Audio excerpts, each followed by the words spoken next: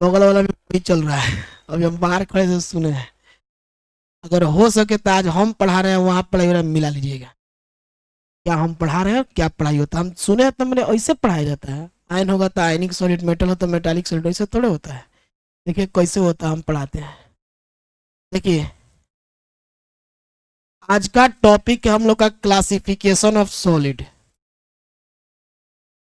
Classification of solid. Time से आओ सब।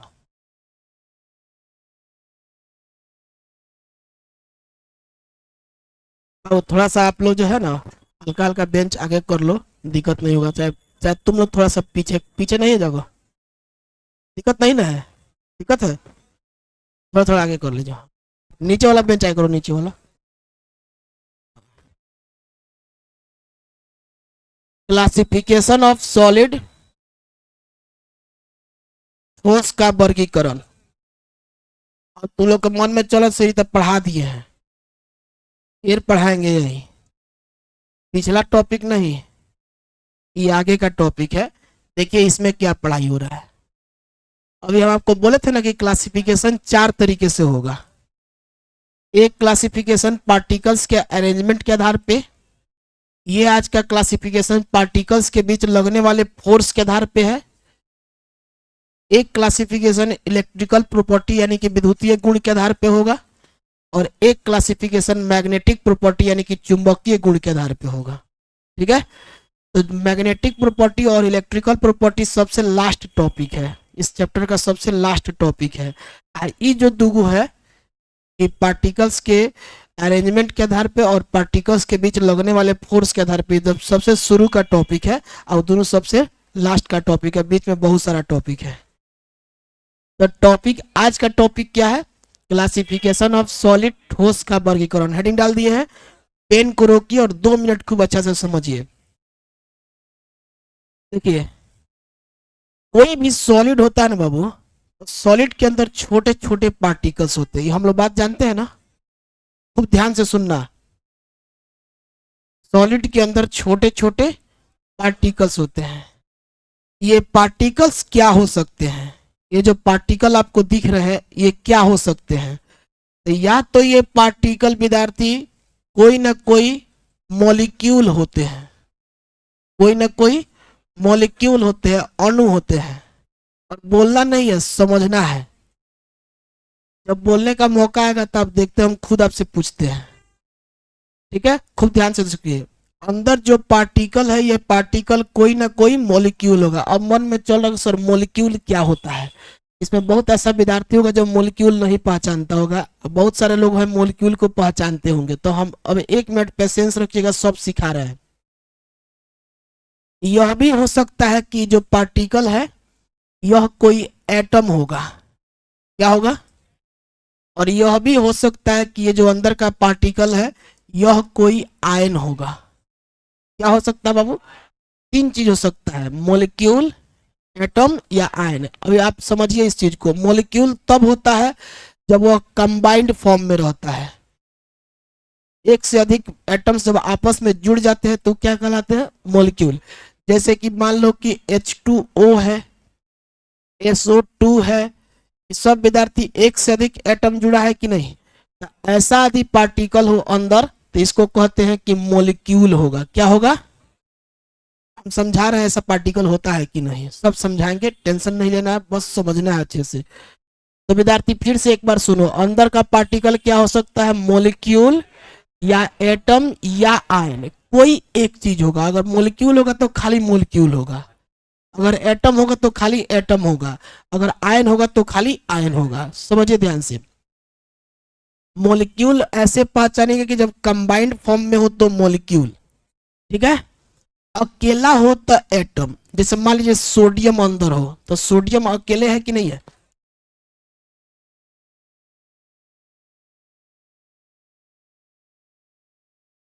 अकेला हो तो एटम। जैसे मान लो बाबू अंदर सल्फर है तो अकेला है कि नहीं है? इसमें कोई एटम दूसरा कंबाइंड है? तो अकेला है तो एटम कहलाएगा, कंबाइंड है तो मॉलिक्यूल। यदि कोई चार्ज आ जाए, प्लस चार्ज या माइनस चार्ज तो क्या कहलाएगा, आयन। जैसे Na प्लस लिखा हुआ है तो अब इसको आप कहिएगा आयन। ये जो सॉलिड है ना बाबू, वो 3 प्रकार के पार्टिकल से बन सकता है, या तो किसी एटम से बनेगा, या किसी मॉलिक्यूल से बनेगा, या किसी आयन से बनेगा। इसी 3 चीज से बन सकता है, एटम से, मॉलिक्यूल से या आयन से। अब एक बात समझिएगा, एक बात ध्यान से सुनिएगा। जैसे सोडियम नाम के अंत में अम है, तो यह जो एटम है मेटल है, क्या बाबू। सल्फर नाम के अंत में अम नहीं है, तो यह जो एटम है नॉन मेटल है।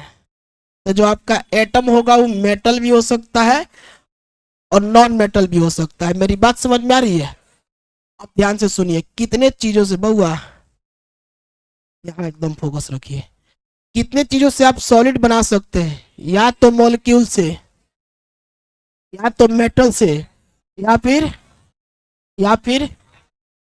सुनिए, हम 3 नहीं बोल के अब कितना बोलेंगे, डायरेक्ट ये बोलते तो आपको नहीं समझ में आता, इसीलिए हम पहले एटम बोले हैं और तब बोले हैं कि एटम 2 तरीके से हो सकता है, मेटल भी हो सकता है, नॉन मेटल भी हो सकता है। क्योंकि बाबू अगर अंदर खाली मेटल का पार्टिकल होगा तो उसके बीच का फोर्स अलग लगेगा, अंदर खाली नॉन मेटल का पार्टिकल होगा तो उसके बीच का फोर्स, अंदर खाली मॉलिक्यूल होगा तो उसके बीच का फोर्स, अंदर खाली आयन होगा तो उसके बीच का फोर्स लगेगा कि नहीं लगेगा। तो जैसा आप पार्टिकल अंदर रखिएगा उसी हिसाब से पार्टिकल के बीच का फोर्स लगेगा। मेरी बात समझ में आ रही है? अब देखिए, किसको किसको नहीं समझ में आई, हाथ उठाइए। नहीं समझ में आई? आज फर्स्ट क्लास आया है क्या? कोई बात नहीं, फिर से समझाते हैं। देखिए इधर वापस हम रिपीट आएंगे, हम एक बात बोल रहे हैं उसको गौर से सुनिएगा। मान लीजिए विद्यार्थी, यह कोई सॉलिड है, सॉलिड में वजन होता है कि नहीं होता है? होता है। उसको पदार्थ कह सकते हैं। वजन है और कहीं रखने पर जगह को झेक रहा है, भर रहा है, तो उसको मैटर पदार्थ कह सकते हैं कि नहीं? और आप बताइए, पदार्थ एक पार्टिकल से बना होता है कि एक से ज्यादा? कोई भी मैटर, दुनिया का कोई भी पदार्थ एक पार्टिकल से नहीं बना होता है, एक से अधिक पार्टिकल से। तो जब एक से अधिक पार्टिकल से बना होगा तो अंदर बहुत सारा पार्टिकल होगा। बात समझ में आ रहा है ना? तो जो अंदर बहुत सारा पार्टिकल होगा, अब ये पार्टिकल क्या क्या हो सकते हैं, ये पार्टिकल क्या क्या हो सकते हैं, इस पर विचार होगा। जैसे मान लीजिए दीवार है, तो दीवार जगह को छेक रहा है कि नहीं? इसमें वजन है कि नहीं है? ये मैटर है कि नहीं है? पदार्थ है। बैठ ना जाइए, उधर जाकर बैठ जाओ, चाहे उधर से जाकर बैठ जाओ, उधर जगह खाली है, उधर जगह खाली है, चल जाओ, जल्दी जाओ। तुम लोग लेट आते हो और क्लास डिस्टर्ब करते हो, टाइम से आओ सब,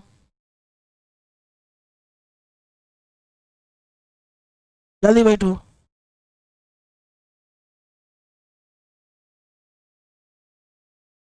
बीच में खड़ा है सब आके डिस्टर्बिंग एलिमेंट की तरह। टाइम से आओ, टाइम से 10, 20, 25 तक लेटेस्ट पहुंच जाओ। तो यहाँ देखो, यहाँ देखो, ये दीवार हमारा पदार्थ है, मैटर है। दीवार के अंदर बहुत सारा पार्टिकल है, वो पार्टिकल क्या है? ईटा है। दीवार में जो पार्टिकल है वो क्या है? ईटा है बाबू। उसी तरह से शांत रहो, बैठ गया, मुंह बंद रखो। उसी तरह से सॉलिड के अंदर जो पार्टिकल है वो क्या है? तो सॉलिड के अंदर पार्टिकल जो है या तो कोई एटम है, या कोई मॉलिक्यूल है, या कोई आयन है। अब बात समझ में आया? अगर एटम होगा ना तो सब एटमे होगा, अगर मॉलिक्यूल होगा तो सब, अगर आयन होगा तो सब। एक एग्जांपल देखिए लीजिए, मान लीजिए एक गिलास में पानी रखा हुआ है, एक गिलास है, कप है, इस पानी रखा हुआ है। थोड़ा सा समझिए बाबू ध्यान से, 90 ग्राम पानी रखा हुआ है। कितना पानी रखा हुआ है? हुआ H2O जो होता है, H2O का मास कितना होता है? एक ऑक्सीजन का मास 16 और 2 हाइड्रोजन का मास 2, तो 16 और 2 18 ग्राम होगा एक मोल का मास। एक मोल H2O का मास कितना आ गया? तो टोटल मास में एक मोल के मास से भाग कीजिए, 18 × 5 = 90, केमिस्ट्री रटिए मत, केमिस्ट्री पढ़िए। कै मोल इसमें पानी है? तो इसके अंदर 5 मोल H2O होगा कि 1 मोल H2O होगा? तो अंदरवा H2O के मोलों की संख्या 5 न होगी जी। तो 5 मोल का मतलब कितने लोग समझते हैं कि 5 मोल का मतलब 5 गो होता है? हाथ उठाइए तो। 5 मोल का मतलब 5 गो संख्या है, ऐसा कितने लोग समझते हैं? अब आपको बताते हैं। अगर लिखा हो बाबू 5 दर्जन, तो इसमें अंतर है कि नहीं है? यहाँ पर 5 गो संख्या पे 60 गो संख्या है ना बाबू? वैसा ही 5 लिखा रहेगा तब 5, अब 5 मोल लिखा रहेगा तो इसे दर्जन के बदले में आप 12 गुना कर लेते हैं। वैसा ही मोल के बदले में आप 6.022 इंटू 10 का पावर 23 गुना करेंगे। बात समझ में आया? तो अब बताइए इसमें 5 गो H2O है कि इतना H2O है ना? तो एगो की बहुत सारा, बहुत सारा। तो इसका मतलब है कि अंदर H2O के बहुत सारे पार्टिकल्स हैं। बोलो। अब हम क्या करते हैं कि इस पनिया को फ्रिज में रख देते हैं, तो जम के सॉलिड बन जाएगा। तो जब सॉलिड बन जाएगा तो उस सॉलिड के अंदर H2O के जो पार्टिकल थे वो कहीं बाहर चले गए कि उसी में है? तो एक अंदर एक पार्टिकल है कि बहुत सारे? अब बहुत सारे जो पार्टिकल है वो एटम है कि मोलिक्यूल है? हम कह सकते हैं कि आइस जो होता है, बर्फ जो होता है, वो H2O के पार्टिकल से बना होता है, मोलिक्यूल से बना है कि नहीं बना है? यदि कोई सॉलिड मोलिक्यूल से बना हो तो उसको कहते हैं मोलिक्यूलर सॉलिड। क्या कहते हैं? मेटल से बना हो तो मेटालिक सॉलिड, नॉन मेटल से बना हो तो नॉन मेटालिक सॉलिड या कोवैलेंट सॉलिड कहते हैं इसको। और यदि आयन से बना हो तो इसको कहते हैं आयनिक सॉलिड। कितना तरह का सॉलिड हो गया? 4 तरह का, मोलिक्यूलर, मेटालिक, नॉन मेटालिक और आयनिक। अभी रुकिए विद्यार्थी, पार्टिकल्स के बीच जो फोर्स लगता है अंदर, अगर आप मान लीजिए अभी हम आपको बोले हैं कि पानी से आइस का लिए है तो बोले हैं कि अंदर खाली H2O का पार्टिकल है। H2O मोलिक्यूल है बाबू। तो मोलिक्यूल मोलिक्यूल के बीच जो फोर्स लगेगा, अगर मान लो हम कह देते कि नमक है, क्या है बाबू? तो नमक के अंदर Na प्लस और Cl माइनस होता है, तो आयन के बीच फोर्स लगता। बोलो। तो मोलिक्यूल के बीच का फोर्स और आयन के बीच का फोर्स सेम होगा कि अलग अलग होगा? यदि आप पार्टिकल अंदर बदल दीजिएगा तो पार्टिकल के बीच लगने वाला फोर्स भी क्या हो जाएगा? अलग अलग होगा। मेरी बात कितने लोगों को समझ में अभी भी नहीं आई? अब आया समझ में? तो जैसा अंदर सॉलिड के अंदर का पार्टिकल जैसा रहेगा उसी हिसाब से फोर्स लगेगा। तो पार्टिकल बदलेगा तो फोर्स भी क्या हो जाएगा, और फोर्स बदलेगा तो सॉलिड भी क्या हो जाएगा। तो हम लोग यही पढ़ने वाले हैं कि पार्टिकल्स के बीच लगने वाले फोर्स की शक्ति के आधार पर, फोर्स की क्षमता के आधार पर सॉलिड 4 प्रकार के होते हैं: मोलिक्यूलर, मेटालिक, नॉन मेटालिक, आयनिक। अब बोलिए कितने लोगों को समझ में नहीं आया? सबको समझ में आ गया? तो लिखिए यहाँ पे, on the basis of, on the basis of nature of, लड़का ए फोन रखो, क्लास में बैठो, समझ में आ रहा है ना? On the basis of nature of force, force of attraction, force of attraction operate between, operate between particles। बाबा देख के लिखना बाबू। there are 4 types of solid, there are 4 types of solid, there are 4 types of solid।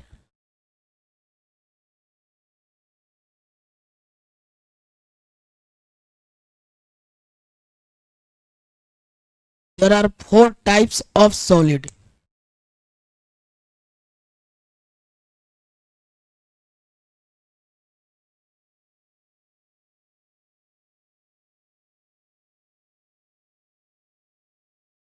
Hindi बोल दे।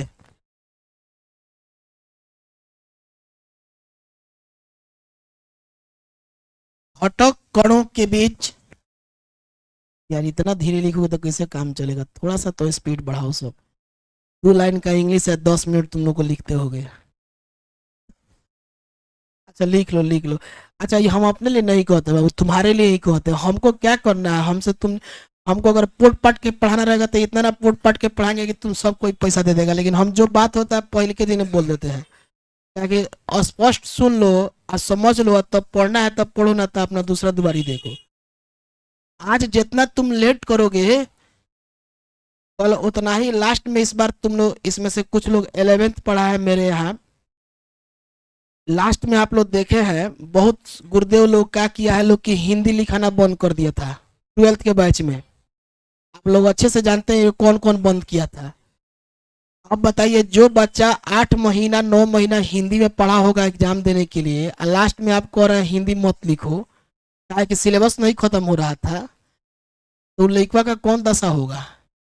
ठीक है, Hindi medium वो लड़का पास करेगा। उस समय वो इंग्लिश में, चाहे शुरू से इंग्लिश पढ़ के अब हिंदी पढ़ाना शुरू कर दीजिए, तो उस समय तो पास करने की स्थिति में नहीं है, तो पैसा दे दिले तो क्या करो। कुछ लोग क्या कैलस कि 4 गो बैच मिला के 1 गो बैच कर दिलस, नया नया बैच 12th के खोल लेलस। इन सब चीज़ों से बचिए। पैसा देने के बाद लोग आपका मिसयूज करता है, दुरुपयोग करता है आपका। हम लोग विद्यार्थी लास्ट दिन तक 25 गो बच्चा आया बैच में, तो तीनों बैच पढ़ाए थे। अंतिम दिन तक 29 दिसंबर तक, 30 दिसंबर को विदाई किए थे लोग। आप पूरा हिंदी इंग्लिश दोनों लिखा लिखा कर पढ़ाए थे। तो इसलिए शुरू से 2 घंटा पढ़ा रहे हैं, इसलिए कि आपका जो लय है वो लय बरकरार रहेगा, लोड कभी नहीं आएगा, 4 घंटा वाला सवाल पैदा नहीं होगा। आप निश्चिंत होकर पढ़िए। कोई चैप्टर बड़ा है कोई चैप्टर छोटा है, सब में एक बराबर समय नहीं लगता है, कोई जल्दी निकल जाता है, कोई 1 महीना चलता है। ये सब चलने वाला चैप्टर है। केमिकल काइनेटिक्स पढ़िएगा 9 दिन में खत्म हो जाएगा। आप इलेक्ट्रोकेमिस्ट्री पढ़िएगा 19 क्लास गिन के लगता है उसका। तो हर चैप्टर में अलग अलग समय लगता है। 9 दिन में चैप्टर खत्म होता है, उससे सबसे ज़्यादा नंबर का क्वेश्चन पूछता है, लेकिन उसको अभी नहीं पढ़ा रहे हैं क्योंकि वो थोड़ा मैथ की तरह है। लॉग है, इंटीग्रेशन है, डिफ्रेंसिएशन है, लिमिट है उसमें, केमिकल काइनेटिक्स में। तो उसको अभी पढ़ाएंगे, लड़का सब क्लास छोड़ छाड़ के आएगा तो दिक्कत हो जाएगा, तो उसको थोड़ा सा इसके बाद सॉल्यूशन पढ़ा के तब शुरू करते हैं। इसको नोट कीजिए बाबू। घटक कणों के बीच, घटक कणों के बीच लगने वाले, घटक कणों के बीच लगने वाले आकर्षण बल, आकर्षण बल, घटक कणों के बीच लगने वाले आकर्षण बल, आकर्षण बल की प्रकृति के आधार पर, आकर्षण बल की प्रकृति, नेचर माने प्रकृति, आकर्षण बल की प्रकृति के आधार पर, आकर्षण बल के प्रकृति के आधार पर ठोस 4 प्रकार के होते हैं। ठोस 4 प्रकार के होते हैं। ठोस 4 प्रकार के होते हैं। 1 नंबर लिखना है मॉलिक्यूलर सॉलिड। यो 3 प्रकार का होता है अकेले ही। अभी 2 दिन खाली मॉलिक्यूलर ही चलेगा, पढ़ाने का लूर होना चाहिए। मॉलिक्यूलर सॉलिड, आणविक ठोस। मॉलिक्यूलर सॉलिड को हिंदी में क्या कहते हैं बाबू? आणविक ठोस। दूसरा नंबर में आता है बाबू आयनिक सॉलिड। आयनिक सॉलिड को हिंदी में कहते हैं आयनिक ठोस। ऐसे लिखते हैं, इंग्लिश में पढ़ते हैं आयोनिक और हिंदी में पढ़ते हैं आयनिक। आयनिक ठोस। 3 नंबर में आता है विद्यार्थी मेटालिक सॉलिड। मेटालिक सॉलिड का बहुत अच्छा कॉन्सेप्ट है। इसमें मेटालिक सॉलिड में जो फोर्स काम करता है वह मेटल और कर्नेल इलेक्ट्रॉन के बीच काम करता है। ये सब यूनिक कॉन्सेप्ट सिखाया जाएगा आपको। धात्विक ठोस, ये नहीं बोला जाएगा, जो धातु से बना उसको धात्विक ठोस कहते हैं।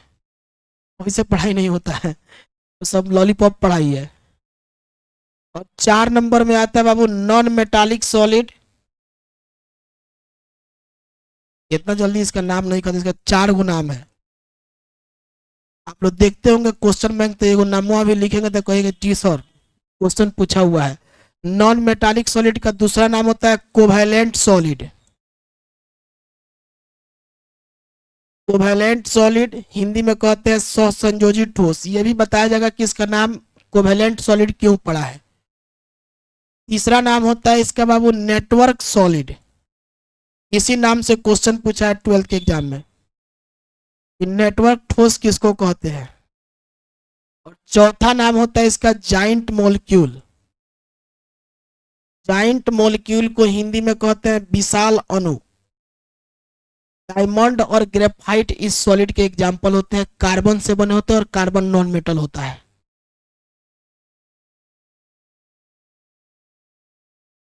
हिंदी लिख देते हैं, सबका हिंदी लिखते हैं। जाइंट मॉलिक्यूल, जाइंट माने होता है बाबू विशाल, विशाल मतलब बहुत बड़ा। अधात्विक ठोस,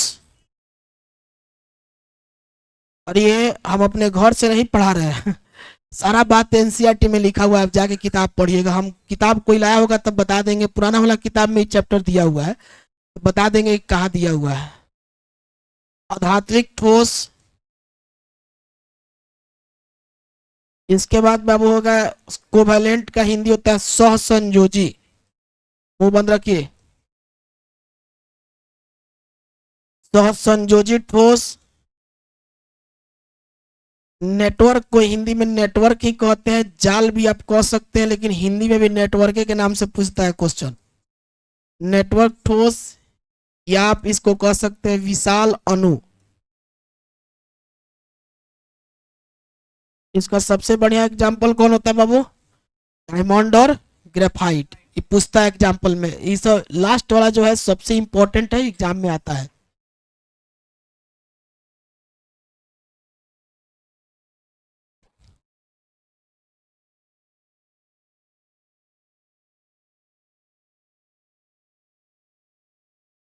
देखिए यही चीज हम पढ़ा रहे हैं आप लोगों को। इसके बाद आइसोट्रोपी एंड आइसोट्रोपी इसके बाद पढ़ाएंगे।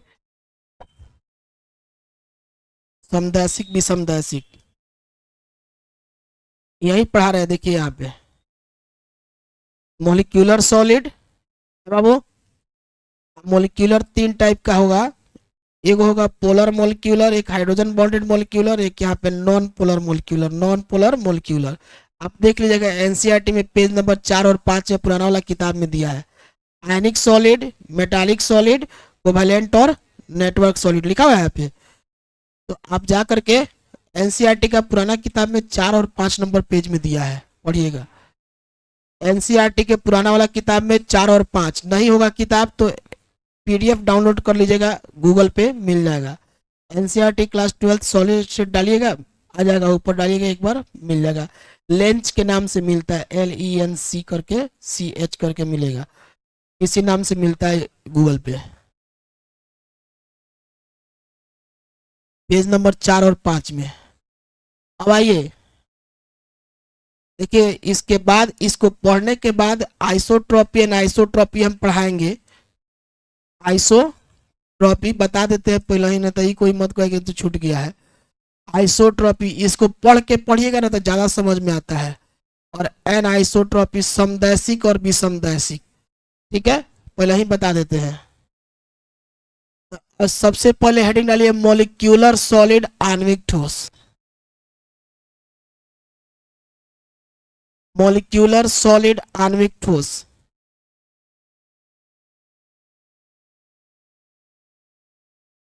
कॉपी में है, कॉपी में से देख के लिखो ना।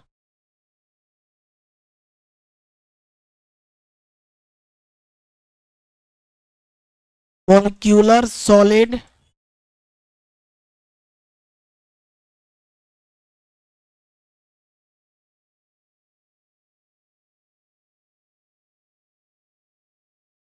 हिंदी में कहते हैं आणविक ठोस।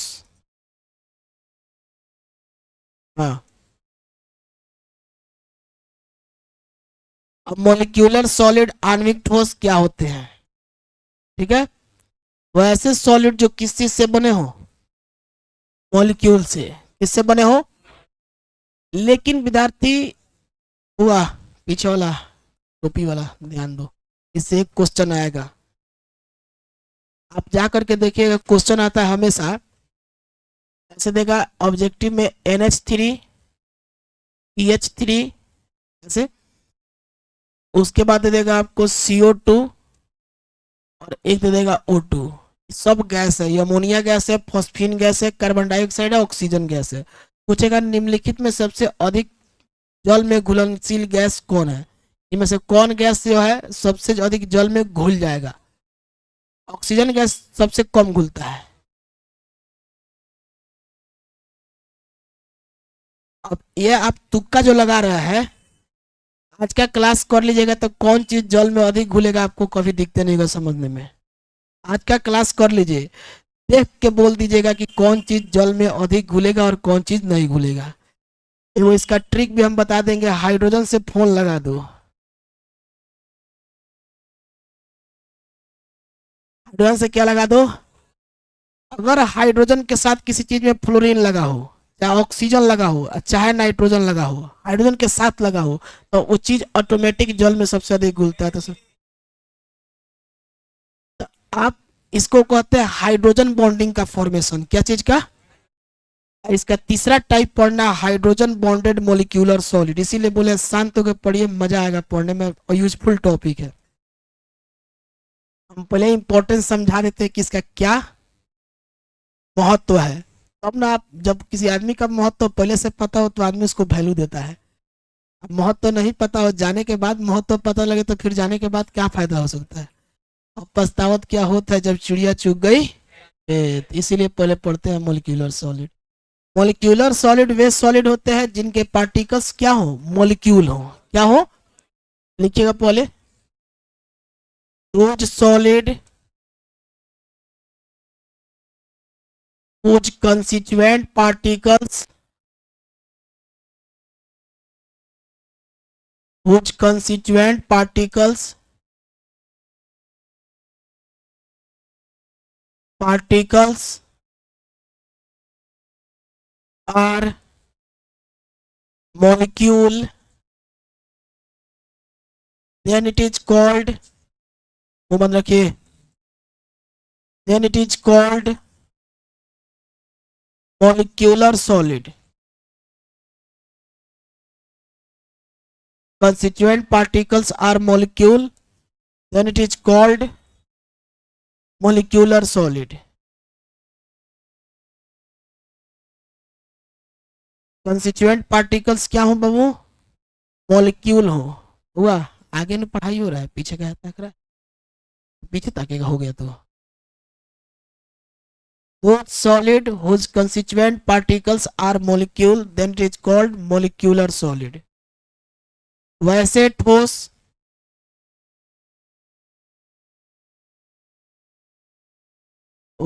ठोस जिसके घटक कण, वैसे ठोस जिसके घटक कण अणु हो, जिसके घटक कण अणु हो, उन्हें आणविक ठोस कहते हैं। बोर्ड पे लिखा हुआ है, जिसके घटक कण अणु हो उन्हें आणविक ठोस कहते हैं। यह व्हाइट से कलर किया हुआ है, बोर्ड पे लिखा हुआ है। जिसके घटक कण अणु हो उन्हें क्या कहते हैं बाबू? आणविक ठोस। अब जरा ध्यान से सुनिए, खेला सब अणुओं पर है कि अणु कैसा होगा उसी हिसाब से आणविक ठोस होगा।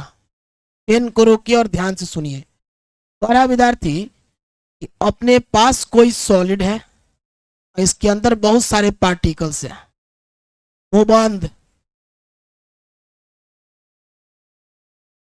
अपने पास कोई सॉलिड है और इस सॉलिड के अंदर बहुत सारे पार्टिकल्स हैं। यदि ये पार्टिकल्स मॉलिक्यूल हो जाए, यदि ये पार्टिकल्स मॉलिक्यूल हो जाए, तब इस सॉलिड को हम कह सकते हैं कि कौन सा सॉलिड होगा? दिक्कत यहाँ नहीं है, दिक्कत इस बात से है कि मॉलिक्यूल कैसा होगा। अगर विद्यार्थी यहाँ पे मॉलिक्यूल की जगह O2 है, Cl2 है, H2 है, तो एक ही प्रकार के एलिमेंट से बना हुआ मॉलिक्यूल है। यदि मॉलिक्यूल की जगह पर HCl है, HBr है, और यदि मॉलिक्यूल की जगह पर HF है, H2O है, ये तीन तरह का, ये सब सेम आपको दिख रहा होगा, ये एक ही प्रकार के एलिमेंट से बना हुआ मॉलिक्यूल है, यह लोग अलग अलग प्रकार के एलिमेंट से बना हुआ मॉलिक्यूल है। तो इस तरह के मॉलिक्यूल अगर अंदर होंगे तो उनसे जो मॉलिक्यूलर सॉलिड बनेगा वो अलग सॉलिड होगा। इस तरह के मॉलिक्यूल अगर अंदर होंगे तो इनसे जो मॉलिक्यूलर सॉलिड बनेगा वो अलग होगा। बात समझ में आ रहा है? कितने लोग मेरी बात नहीं समझे? बाबू देखो, सब कोई तो हम लोग आदमी है। कोई आदमी एक कमवा करता है तो वो अलग तरीके से होता है, कोई आदमी वह कमवा करता है तो अलग तरीके से करता है, कोई आदमी और तीसरा आदमी आता है उसको करता है तो बिगाड़िए देता है कि नहीं? एवड़ा कहा कि जो है दो आदमी के बीच में बहुत देर से गाली गलौज था, तब जाके 1 घंटा समझाए तब मार शुरू हुआ। तो बहुत देर से गाली गलौज होता है तो जाके 1 घंटा समझाया दोनों आदमी को, जाके मार शुरू हुआ। यहाँ ध्यान से देखना है। बोले ये चीज है, बोले ये चीज है कि अंदर जो मॉलिक्यूल है, अंदर ही सब पार्टिकल क्या है, तो मॉलिक्यूल कोई ना कोई तो मॉलिक्यूल होगा। तो अंदर यदि इस तरह का मॉलिक्यूल होगा, ठीक है, जो एक ही प्रकार के एलिमेंट से बना होगा, तो वह मॉलिक्यूल जो सॉलिड बनाएगा वो अलग टाइप का सॉलिड बनाएगा। और अंदर अगर इस तरह का मॉलिक्यूल डालिएगा ये भी तो मॉलिक्यूलर सॉलिड बनाएगा, ताकि यो मॉलिक्यूले है, यो मॉलिक्यूले है, लेकिन ये मॉलिक्यूल जब अंदर आएगा और उससे जो मॉलिक्यूलर सॉलिड बनेगा वो अलग बनेगा। क्या बनेगा हम सब आगे सिखा रहे हैं। यह जब मॉलिक्यूल अंदर आएगा तो इससे जो मॉलिक्यूलर सॉलिड बनेगा वो अलग बनेगा, क्योंकि ये मॉलिक्यूल और ये मॉलिक्यूल दोनों क्या है, अलग अलग है। जब शुरू में जब पौधा रोपा रहा है उसका बीजे जब डिफरेंट हो जाएगा तो रिजल्ट जो मिलेगा वो डिफरेंट है ना मिलेगा। आप जब इस तरह का मॉलिक्यूल अंदर यूज कीजिएगा तो इससे अलग मॉलिक्यूलर सॉलिड बनेगा, और ऐसा मॉलिक्यूल यूज कीजिएगा अंदर तो अलग मॉलिक्यूलर सॉलिड बनेगा। अभी भी कितने लोगों को मेरी बात समझ में नहीं आई? समझ में आ गया? चलिए एक बार रिपीट करते हैं। मान लीजिए आपसे कोई पूछेगा मॉलिक्यूलर सॉलिड क्या है, आप कहिएगा वैसे सॉलिड जिसके पार्टिकल्स मॉलिक्यूल हो, उसको क्या कहते हैं, मॉलिक्यूलर। पूछेगा कितना टाइप का होता है, वेट वेट, टाइप में भी हबड़ाइए मत, कहिए सर आप बताइएगा कितना टाइप। हाँ इतना जानते हैं कि अंदर का यदि मॉलिक्यूल बदल देंगे तो सॉलिड का टाइप भी क्या हो जाएगा, बदल जाएगा। ये बात आप लोगों को समझ में आ गया? तो पहले आप मॉलिक्यूलर सॉलिड ऐसे बना लीजिए कि अगर अंदर का पार्टिकल मॉलिक्यूल हो जाए तो उसको क्या कहते हैं हम लोग, मॉलिक्यूलर सॉलिड कहते हैं। इसको बना लीजिए, तब हम आगे पढ़ा रहे हैं।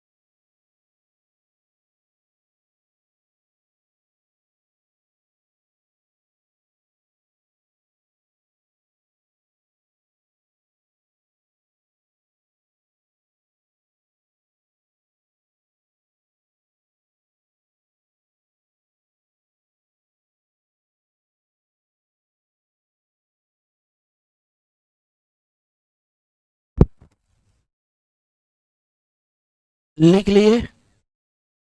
तो विद्यार्थी आप लोग को मॉलिक्यूलर सॉलिड कोई पूछेगा कि मॉलिक्यूलर सॉलिड क्या है, तो वैसे सॉलिड जो किससे बने हो।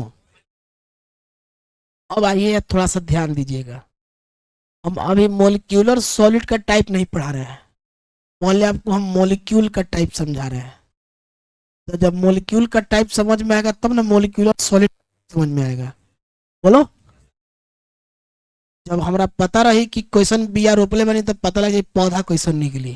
तो पहले बिया के बारे में समझो, मोलिक्यूल जिस चीज से बन रहा है पहले उसके बारे में समझिए, खूब ध्यान से देखिएगा।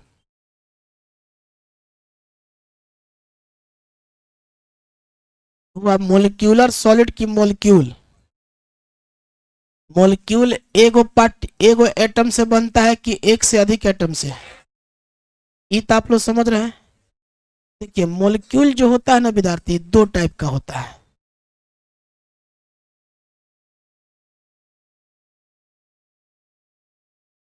मोलिक्यूल विद्यार्थी कितने टाइप का होता है? दो टाइप का होता है। एक होता है पोलर, पोलर मोलिक्यूल ध्रुवीय अणु। एक होता है नॉन पोलर मोलिक्यूल अध्रुवीय अणु। कितने लोग मेरी बात नहीं समझे? पोलर मोलिक्यूल ध्रुवीय अणु और नॉन पोलर मोलिक्यूल अध्रुवीय अणु। इसका एक हम ट्रिक समझा देंगे जिससे कि आप मतलब 95% केस में सही पहचान लीजिएगा कि कौन पोलर है और कौन। 100% नहीं कह सकते क्योंकि कहीं कहीं एक्सेप्शन आ जाता है, लेकिन 95% केस में आप सही पहचान लीजिएगा कि कौन पोलर है और कौन नॉन पोलर। इजीली पहचान लीजिएगा, एक छोटा सा ट्रिक है समझा देंगे, पहले ध्यान से सुनिए। मॉलिक्यूल दो तरह का होता है, एक होता है polar molecule, polar molecule Hindi में कहते हैं ध्रुवीय अणु।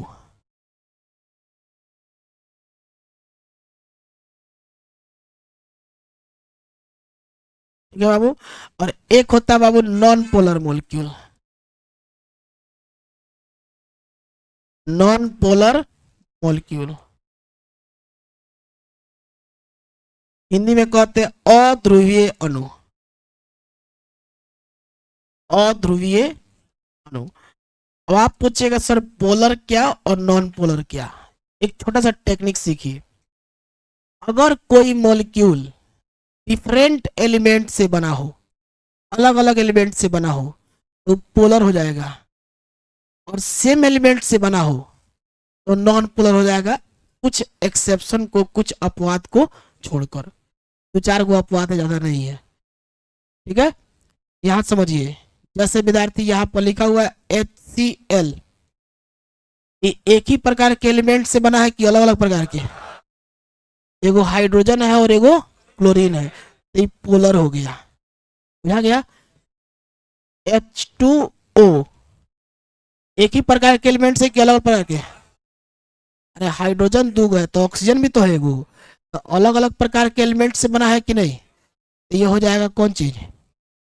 ऐसे हम नहीं पढ़ाएंगे, अभी समझा रहे हैं, अभी पूरा डिफिनेशन लिखा कर पढ़ाएंगे, टेंशन नहीं लीजिएगा विद्यार्थी जी। जैसे यहाँ पर HBr लिखा हुआ है, एक ही प्रकार के एलिमेंट के अलग अलग प्रकार के, तो ये क्या कहलाएगा? पोलर। H2 लिखा हुआ है, एक ही प्रकार के एलिमेंट है कि नहीं? नॉन पोलर हो गया। Cl2 लिखा हुआ है, Er2 लिखा हुआ है, I2 लिखा हुआ है। इस तरह के एलिमेंट जब भी आपको दिखेंगे तो ये एक ही प्रकार के एलिमेंट से बने हैं कि अलग अलग? तो ये कहलाएंगे नॉन पोलर और ये कहलाएंगे पोलर। तो इसको सबसे पहले आप लोग यहाँ पर क्या कीजिए, इसे बनाइए और दोनों बना करके पहला हेडिंग डालिए, इसके बारे में पढ़ाते हैं।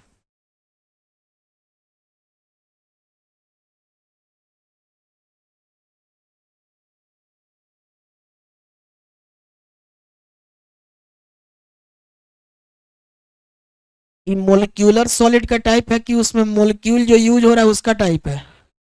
जो मोलिक्यूल यूज हो रहा है उसका टाइप है।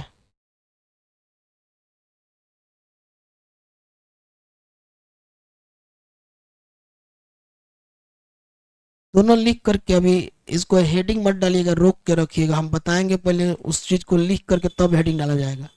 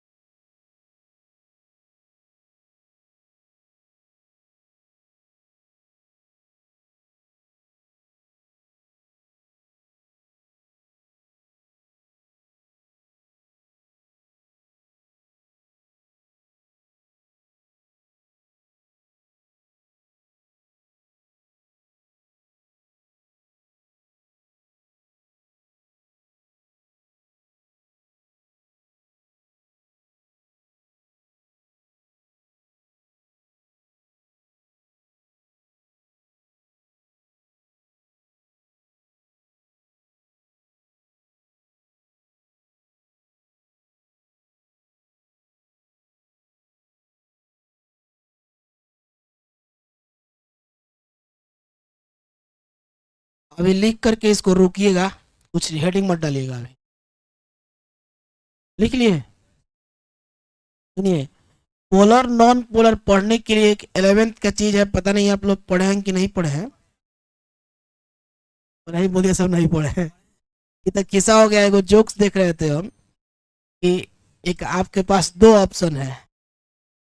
पहला ऑप्शन ए, जिंदगी आप अपनी पूरी जिंदगी अपनी बीवी के साथ बिताना चाहिएगा।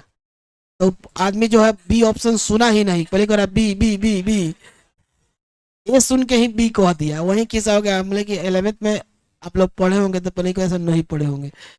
ध्यान दो, अभी हम बता रहे हैं बाबू, पोलर और नॉन पोलर पढ़ने के लिए सबसे पहले हम लोग को एक चीज समझ में आना चाहिए, इलेक्ट्रोनिगेटिविटी, विद्युत ऋणात्मकता।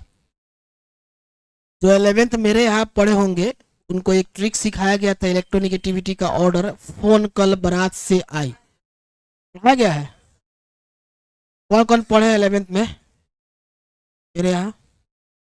बाहर बाहर मेरे यहाँ जो नहीं पढ़े वो बाहर में कौन कौन 11th में ही पढ़े हैं? Fluorine, oxygen, nitrogen, chlorine, bromine, sulphur, iodine का ऑर्डर, इलेक्ट्रोनिगेटिविटी पढ़े हैं?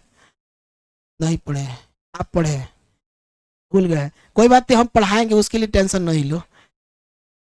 चलिए, हम लोग पढ़ाए हुए हैं फिर भी पढ़ाते हैं, ध्यान से सुनिए। छोटा सा चीज है, हुआ बात नहीं।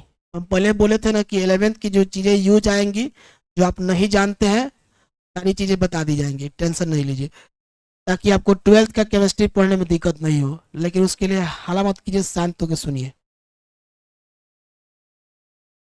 इलेक्ट्रोनिगेटिविटी, इसको हिंदी में बोलते हैं बाबू विद्युत ऋणात्मकता। हेडिंग डालिए, जल्दी से बैठिए मत।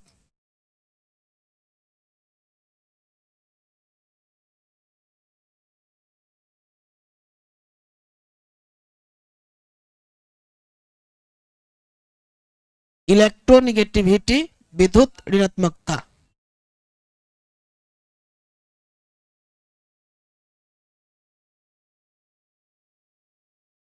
हुआ, ध्यान से पढ़ो।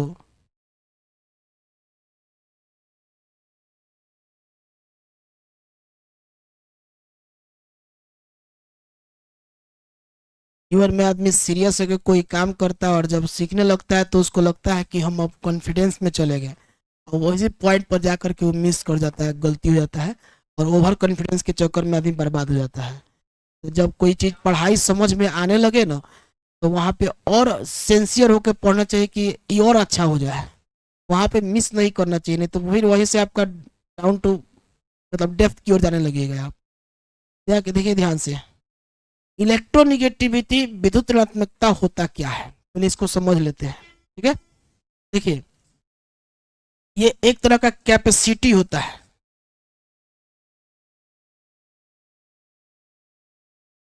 देखो, इसके बाद बोलेंगे नहीं, मार देंगे, मुंह फूट जाएगा, क्लास से बाहर कर देंगे, नौटंकी चल रहा है, पढ़ा रहे हैं, बैठो।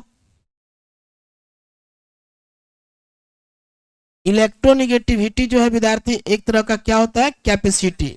एक तरह से हिंदी में बोले तो क्षमता बोलते हैं। क्या चीज का कैपेसिटी होता है?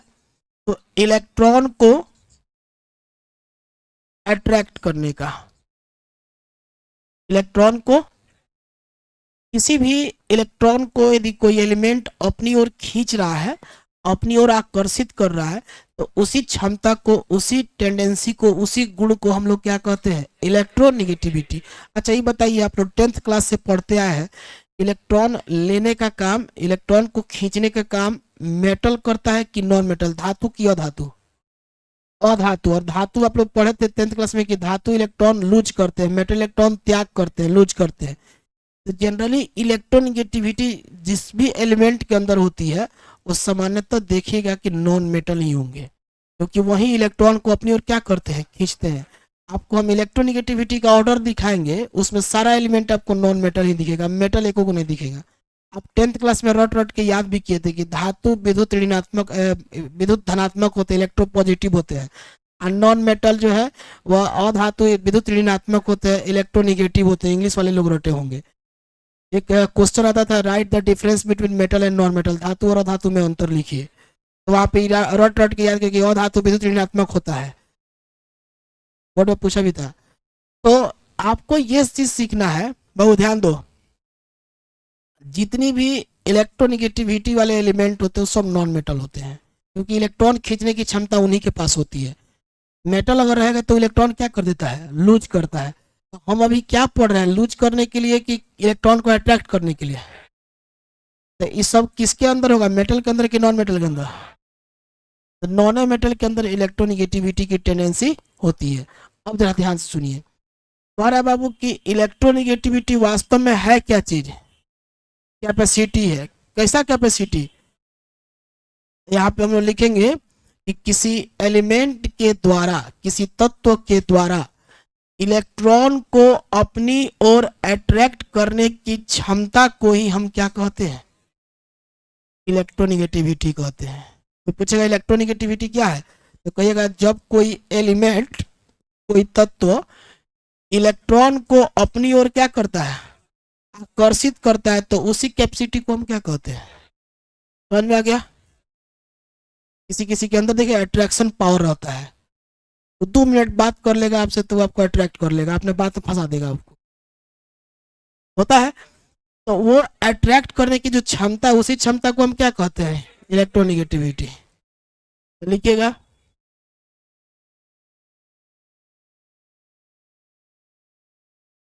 The tendency of an element, the tendency of an element by which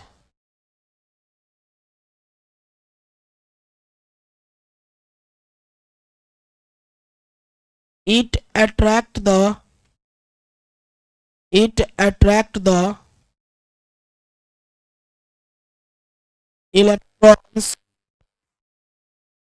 electrons towards itself.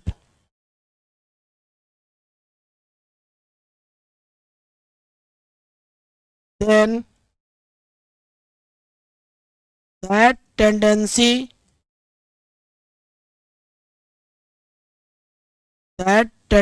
is called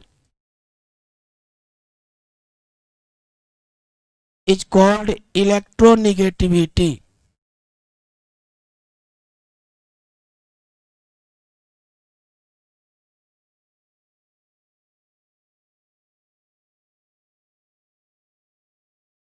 That tendency is called electronegativity.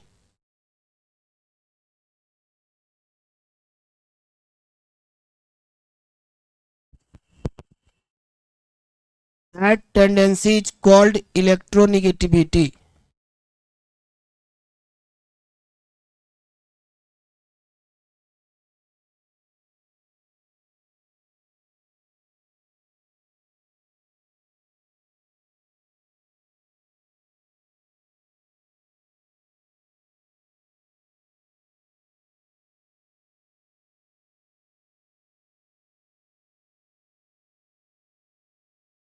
हो गया?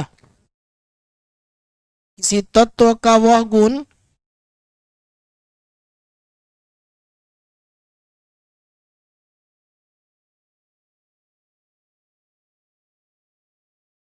किसी तत्व का वह गुण जिसके द्वारा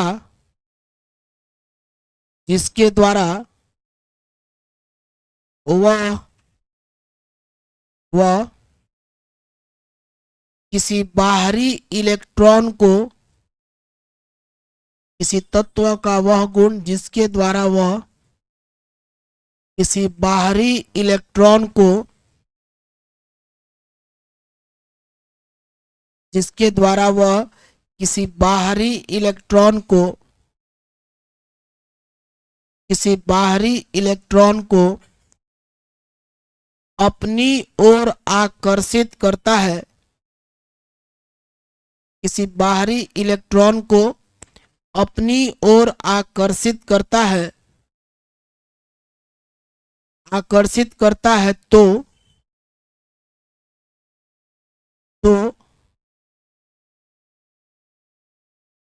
उसी गुण को विद्युत ऋणात्मकता कहते हैं। तो उसी गुण को विद्युत ऋणात्मकता कहते हैं।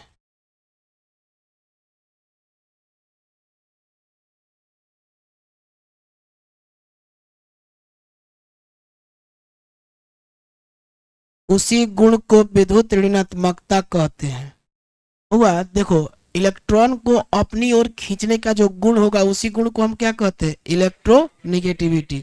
अब एक बात ध्यान से सुनो, जनरली इलेक्ट्रॉन को खींचने का काम नॉन मेटल करता है, तो क्या यहाँ पे हम कह सकते हैं कि सामान्यतः इलेक्ट्रोनिगेटिविटी का जो प्रॉपर्टी है वो नॉन मेटल के द्वारा प्रदर्शित किया जाता है? तो एक लाइन और ऐड कीजिए नीचे एरो देके, generally electronegativity electronegativity is shown by non-metals. Non-metals. Electronegativity is shown by non-metals.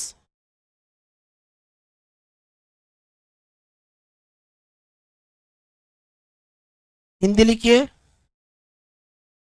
सामान्यतः विद्युत ऋणात्मकता सामान्यतः विद्युत ऋणात्मकता सामान्यतः विद्युत ऋणात्मकता अधातुओं के द्वारा प्रदर्शित किया जाता है। सामान्यतः विद्युत ऋणात्मकता अधातुओं के द्वारा प्रदर्शित किया जाता है। विद्यार्थी जी, इलेक्ट्रोनिगेटिविटी किसके द्वारा शो किया जाता है? Non metal. और नॉन मेटल कैसे पहचानिएगा? जिसके नाम के अंत में अम नहीं लगा हो, यू एम, अम अगर नहीं लगा हो तो नॉन मेटल हो जाता है। उसको भी यहाँ पे हम लिख ही देते हैं ताकि आप लोग कोई चीज दिक्कत नहीं करे। नॉन मेटल कैसे पहचानिएगा? यहाँ लिख देते हैं जिसके नाम के अंत में, कोई हम टॉपिक नहीं पढ़ा रहे हैं कि हिंदी इंग्लिश सब पढ़ाएंगे, खाली लिख देते हैं आपको हेल्प के लिए, नाम के अंत में अम नहीं हो। अगर अम हो तब मेटल, अम नहीं हो तो, जैसे एग्जांपल समझो, हाइड्रोजन, उसमें हाइड्रोजन में ई एन आता है, अम तो नहीं आ रहा है, तो नॉन मेटल हो गया। क्लोरीन, गोल्ड, गोल्ड में ऑरम होता है, गोल्ड का लैटिन नेम क्या होता है? ऑरम, तो मेटल होता है। ऐसा आप लोग को मिलेगा नहीं, छोटा छोटा मिलता है। Sulphur, oxygen, carbon, phosphorus, fluorine, समझ में आ रहा है? ब्रोमीन, सब नॉन मेटल है। वह नॉन हीलियम, हीलियम एक्सेप्शन में आता है, यहाँ लिख देते हैं एक्सेप्शन में हीलियम, जो बहुत बढ़िया बोला है, आप बोल दिया है, न तो सोच रहा बाद में दिक्कत खड़ा कर देता है। एक्सेप्शन में कौन है? इसके नाम के अंत में तो अम है लेकिन ये है नॉन मेटल। क्या विद्यार्थी? चलिए, इसको भी आप लोग नोट कर लीजिए, तब इलेक्ट्रोनिगेटिविटी समझा रहे हैं। एकदम रुके हुए हैं, हड़बड़ा के भागना थोड़ी है, पढ़ना है।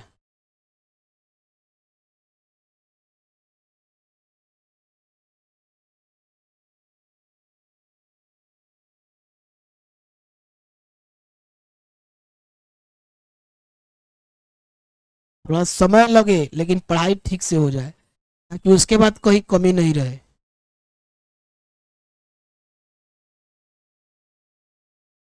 एक्सेप्शन माने होता है बाबू अपवाद।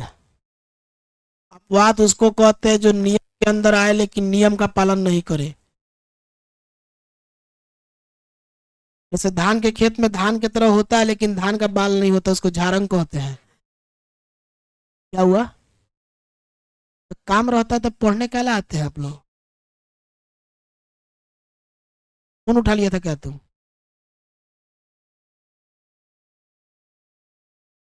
निष्कासित कर दिया जाएगा।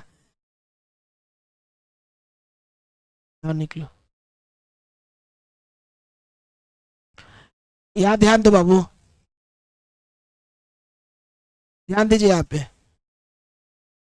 ये बताओ, यहाँ पर हम कुछ एलिमेंट लिख रहे हैं और पूछ रहे हैं तुम लोग से मेटल है कि नॉन मेटल है। सोडियम पहचान लोगे, तो इसके अंदर इलेक्ट्रोनिगेटिविटी नहीं होगा। यदि कोई नॉन मेटल आ जाए तो उसमें इलेक्ट्रोनिगेटिविटी होगा। जैसे विद्यार्थी नॉन मेटल एक लेते हैं, कार्बन होगा, हाइड्रोजन नॉन मेटल, तो इसमें इलेक्ट्रोनिगेटिविटी होगा कि नहीं होगा। अब आपसे एक बात पूछते हैं, ध्यान दीजिएगा। जैसे यहाँ पे लिखा है hydrogen chloride HCl, polar non polar पहले चल रहा है आप लोगों को, तो पहले थोड़ा सा उसका कॉन्सेप्ट पीछे का समझे रहिएगा तो थोड़ा मजा आएगा पढ़ने में।